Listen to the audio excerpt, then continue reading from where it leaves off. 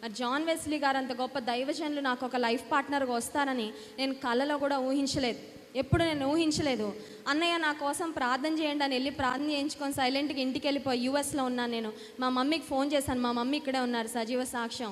Mummy ఇలా John Wesley అన్నను కలిశాను, ప్రార్థన చేయించుకున్నాను, చాలా ఇన్స్పైర్ అయ్యాను అని అనగానే మా మమ్మీ అన్నారు, ఇలాంటి దైవజనులను నువ్వు కలవడానికి దేవుడు ఒక అవకాశం ఇస్తున్నాడు నాన్న, నాకు చాలా సంతోషం అన్నాడు. కానీ నేను అసలు ఎక్స్పెక్ట్ చేయలేదు, అక్కడ ఏ ఫ్యామిలీ అయితే ఇన్వైట్ చేశారో వారు నిజంగా నన్ను ప్రపోజ్ చేస్తారు వెస్లీ గారికి అని నేను ఎక్స్పెక్ట్ చేయలేదు.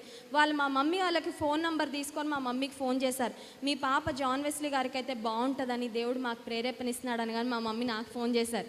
నేను అన్నా, మమ్మీ ఆంటీ వాళ్ళు జోకులు వేస్తున్నారేమో మమ్మీ, వీళ్ళేదో పాపం మధ్యలో వీళ్ళు అనుకుంటున్నారేమో, కానీ దేవుని చిత్తం అవ్వాలి కదా. అంత గొప్ప దైవజనునికి నిజంగా నేను భార్యగా ఎంచబడాలంటే ఆయన చిత్తం అయితే తప్ప అది సాధ్యం కాదు.